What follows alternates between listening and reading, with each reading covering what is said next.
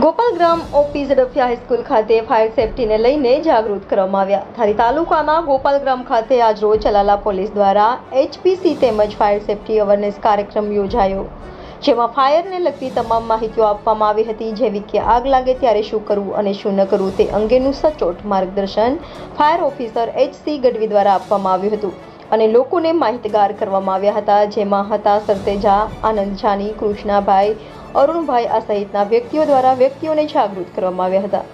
Reporter પ્રતાપવાળા, India 24 news, ધારી.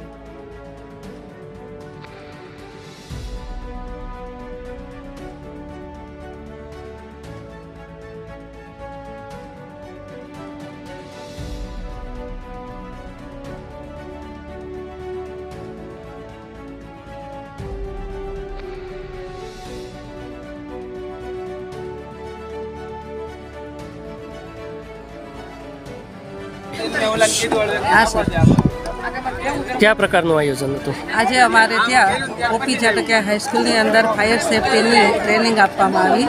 એમાં જિલ્લા અધિકારી ફાયર સેફટીના મુખ્ય અધિકારી ગઢવી સાહેબ પધારેલા હતા.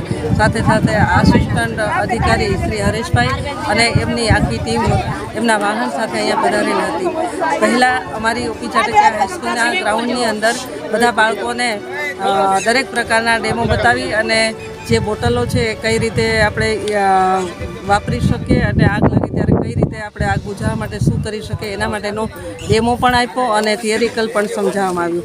ત્યારબાદ એ દરેક વસ્તુ સમજાવ્યા બાદ અમારું અહીંયા ઓપી ઝાટકિયા હાઈસ્કૂલનું સ્પોર્ટ્સ ગ્રાઉન્ડ છે ત્યાં અહીંયા એ વાહન દ્વારા કઈ રીતે બાળકોને અગ્નિ છે અગ્નિશામક છે એના દ્વારા કઈ રીતે અગ્નિ બુઝાવવામાં આવે છે એ પ્રેક્ટિકલ કરી અને બતાવવામાં આવ્યું અને જે પાણીનો છંટકાવ કરી અને કઈ રીતે આગ બુઝાવવામાં આવે છે અને કેટલા દૂર સુધી એ પાણી જઈ શકે છે એ અહીંની આખી ટીમ જે છે ફાયર સેફટી ટીમ એ લોકોએ અહીંયા આવી અને એનું પ્રદર્શન કર્યું અને બાળકોને નિદર્શન દ્વારા સમજાવવામાં આવ્યું, જે અમને ખૂબ આજે બાળકોને ખૂબ મજા આવી.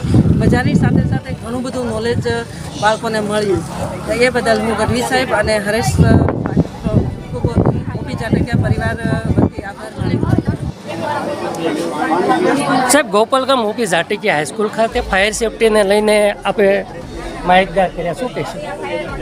અમરેલી જિલ્લાના ધારી તાલુકાના ગોપાલગ્રામ વિસ્તાર ખાતે ઓપી ઝાટકિયા હાઈસ્કૂલની અંદર ફાયર અને સેફટીની અવેરનેસ બાબતે એક ટ્રેનિંગનું આયોજન કરવામાં આવ્યું હતું.